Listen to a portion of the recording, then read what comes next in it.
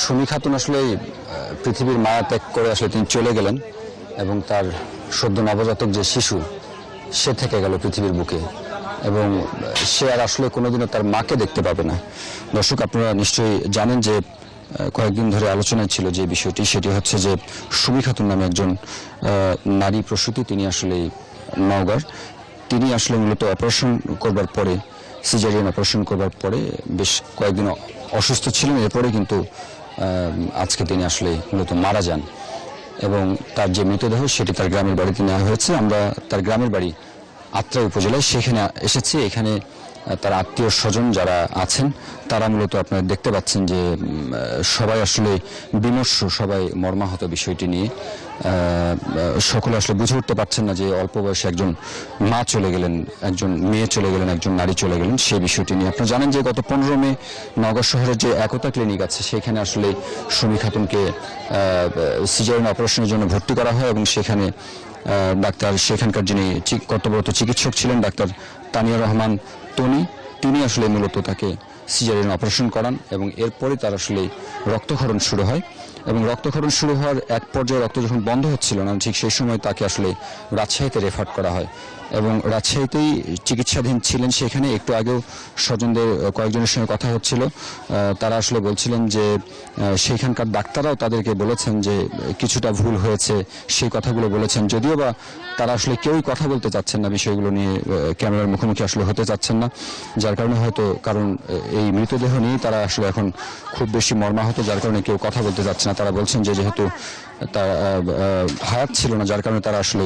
মারা গেছেন, এমনটাই কিন্তু বলা হচ্ছে। এদিকে এই ঘটনার পরে আসলে নওগাঁ যে সিভিল সার্জন অফিস আছে, সেই সিভিল সার্জনের পক্ষ থেকে 3 সদস্যের একটি কমিটি গঠন করা হয়েছে যে এই ঘটনা আসলে কি কারণে ঘটলো, কিংবা যে অভিযোগ করা হচ্ছে যে পেটের মধ্যে আসলে গজ ছিল সেটি আসলে কতটুকু সত্য, কিংবা কি কারণে আসলে মারা গেল, এবং সেটি খতিয়ে দেখবার জন্য 3 সদস্যের কমিটি গঠন করা হয়েছে। সেই কমিটি প্রতিবেদন কিন্তু এরই মধ্যে দেওয়া হয়েছে, কিন্তু আমরা সকালে সিভিল সার্জনকে আসলে বলেছিলাম যে কি কারণে তিনি আসলে মারা গেছেন, সেই কোনো কারণ জানতে পেরেছে কিনা সেটি আসলে তিনি এখন পর্যন্ত জানাতে পারেন। তিনি বলেছেন যে আরো পরে হয়তো সে বিষয়টি জানাতে পারবেন।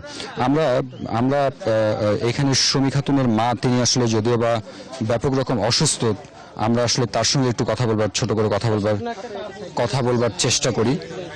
আমরা একটু পরে আপনারা দেখতে পাচ্ছেন যে আমরা একটু পরে কথা বলার চেষ্টা করছি, কারণ তিনি একটু অসুস্থ। আপনারা দেখতে পাচ্ছেন যে এদিকে প্রচুর সংখ্যক মানুষ এসেছে, যে এই ঘটনাটি যেহেতু বেশ কয়েকদিন ধরেই আলোচনায় ছিল এবং চ্যানেল 24 সহ বিভিন্ন গণমাধ্যমে এটির খবর এসেছিল, এবং পরে ডাক্তার তনি, তিনি কিন্তু আবার সংবাদ সম্মেলন করেছেন, তার বিরুদ্ধে যে অভিযোগ সেটি আবার তিনি অস্বীকার করেছিলেন। তিনি বলেছেন যে আসলে এই ধরনের কোনো ঘটনা ঘটেনি, পেটে আসলে গজ রাখা কিংবা অন্য কোনো ঘটনা ঘটেনি। যেহেতু এখানে একটি জটিলতা তৈরি হয়েছিল, যার কারণে তারা রাজশাহীতে উন্নত চিকিৎসার জন্য মূলত আসলে তারা রেফার করেছিল। আমরা আসলে তার মার সঙ্গে একটু ছোট করে কথা বলার চেষ্টা করি। যেহেতু আপনার মেয়ে আসলে পৃথিবীর মায়া ত্যাগ করে চলে গেল, কি কারণে আসলে এরকমটা হয়েছে কি জানতে পেরেছেন কিনা? আমার মেয়ে আমার শুক্রবার দিন আমার বাসায় নিয়ে যাব, এর মধ্যে মঙ্গলবারে রাত্রে ভোরবেলা বলে আমার মেয়ের ব্লিডিং হচ্ছে। আমার জামাই নওগাঁর পথে রওনা দেওয়ার পর আমার মধ্যে রাস্তা আমার মেয়ে ফোন দিছে, মা আমার ব্লিডিং হচ্ছে, আরো নগালি যাচ্ছে, তুমি তাড়াতাড়ি আসো, দেরি করো না। আমি তো তুই নাটোরে তুই ওটি কি জানি, তুই নাটোরে আয়, তোমার নিয়ে চলে গেছে, তুমি তাড়াতাড়ি আসো। আমি সকাল 7টার সময় খবর, আমি কোনো রান্না বান্না না করেই আমার স্বামী বলে আমি ওইভাবে গাড়িতে চড়েছি, খালি 2 রাকাত নফল নামাজ পড়েছি আমার বেটির লেগে, পরে আমি গাড়িতে চড়েছি। ওটি কাটা কাটা গাড়ি নওগাঁ যা পৌঁছেছি আমি 12:30টার সময়। 12:30টার সময় পৌঁছার পর ওটি যা হাত মুখ ধুয়ে আমি খায়া যাইনি। তখন আমার জামাই কইছে, আপনি কি খায় আইছেন? আমি বাবা আমি না খায় আইছি, আমার নাতি আছে সাথে, আমি না খাই। ডাক্তাররা কি বলে, কি কারণে এরকম হলো? আমি বলি বেটা না খায় আইছি। তখন আমার জামাই আমালে খাবার কিনে নিয়ে আইছে, খাওয়া দাওয়া করতে খাওয়ার হলো 1500 টাকা। তা আমি করছি বাবা 1500 টাকা খাওয়ার আনা লাগবে না, বাড়ির কাছে বাড়ি, তুমি নগা থেকে আপনার বাড়িতে যাও, যাই খাওয়ার নিয়ে এসো। আমরা সবগুলো কথা শোনার হয়তো সুযোগ পাবো না, আমরা লাইভে আছি তো, আমরা মূল কথাটা শুনতে চাই। কি কারণে এরকম? আমার বিটি কোনটি কাটিছে, কারণ এবার টান দিছি কাপড়, তখন রক্ত যাচ্ছে, এবার রক্ত বাড়া যাচ্ছে। আমি যে কেড়ে রক্ত কেড়ে, তখন মিয়া আমার বিটি রক্ত আছে কি জানে, তখন কইতে রক্ত না, এটা ভায়োডিন।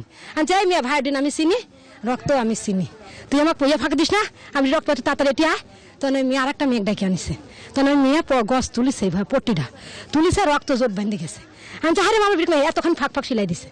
তখন আমার করা কইতে আপনি বাইরে যান, আপনি বাইরে যান, আপনি দেখতে। রাজশাহী ডাক্তাররা কি বললো? রাজশাহী ডাক্তার ডাক্তার বলিছে যে টিউবের যে বাচ্চা যে নারীর মধ্যে থাকে, এই নারীটা ভালো করে মুছে বদ রক্ত বার করে দিয়ে ভালো করে পরিষ্কার করা উচিত, কিন্তু এরা তা করে নাই।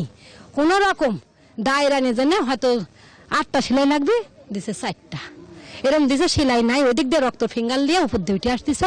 তখন ওরা বেডেরপুর, আমার মেয়ে আমাকে বাইরে বাইকে বেডেরপুর সেলাই করে একটা ওটিকার ছিল, গজ ওটি হলো, ওরা কাছে গজ বাড়াছে, কিন্তু পরে এটিকার লোক ওটি খুব টাইট দিচ্ছে, পরে অস্বীকার গেছে।